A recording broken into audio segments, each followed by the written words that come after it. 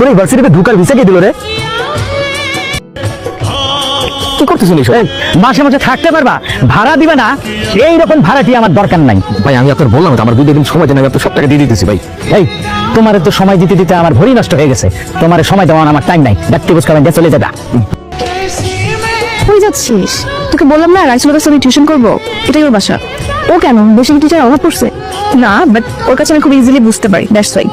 আচ্ছা বুঝলাম না, তুই ওটা প্রাধান্য করছিস কেন? আমরা ওকে কিছু বললে আবার কি প্রোটেস্ট করছিস? ব্যাপার কি? দেখ এমন কিছুই না, ও খুব সহজ সরল একটা ছেলে, আমি জাস্ট ওকে সাপোর্ট করতেছি, দ্যাটস ইট। শুধু সাপোর্ট করতেছিস, আমরা তোমার কাছে তোকে ভালোবেসে ফেলেছিস। দেখ ভালোবাসা টালোবাসা এখানে কিছুই না। তোরা হয়তো খুব রিচ কিড, স্মার্ট, ড্যাশিং ছেলে পছন্দ করিস, বাট আমার চয়েসটা একটু আলাদা।